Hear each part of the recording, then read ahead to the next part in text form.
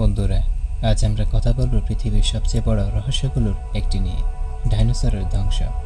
কোটি কোটি বছর আগে পৃথিবী কাঁপিয়ে বেড়ানো সেই প্রাণীরা হঠাৎ করে কেন বিলুপ্ত হয়ে গেল?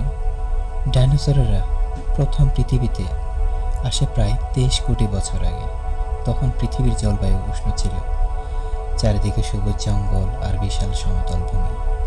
তারা ছিল পৃথিবীর আসল রাজা। কেউ ছিল বিশাল দানবের মতো, যেমন ব্রাকিওসরাস, আবার কেউ ছিল ভয়ঙ্কর শিকারী, যেমন টিরানোসরাস রেক্স। প্রায় 16 কোটি বছর ধরে পুরো পৃথিবী দাপিয়ে বেরিয়েছে, কিন্তু প্রায় 66 মিলিয়ন বছর আগে ঘটে গেল ভয়াবহ এক ঘটনা। ডাইনোসরের সাম্রাজ্য মুহূর্তে ধ্বংস হয়ে যায়। বিজ্ঞানীরা একে বলেন ক্রিটেশিয়াস প্যাথোলজিন ইভেন্ট।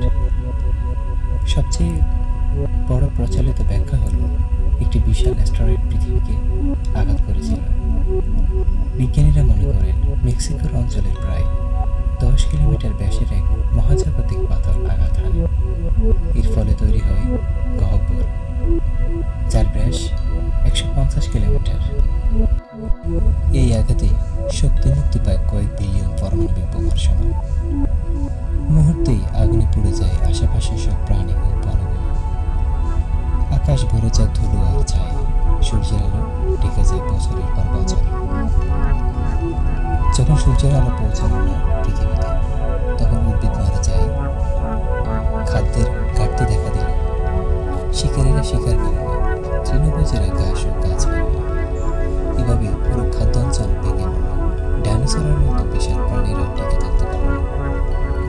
তবে শুধু অ্যাস্টেরয়েড নয়, তখন ভারতবর্ষের ডেকান ট্র্যাপ অঞ্চলে একের পর এক ভয়াবহ আগ্নেয়গিরির অগ্নুৎপাত হচ্ছিল।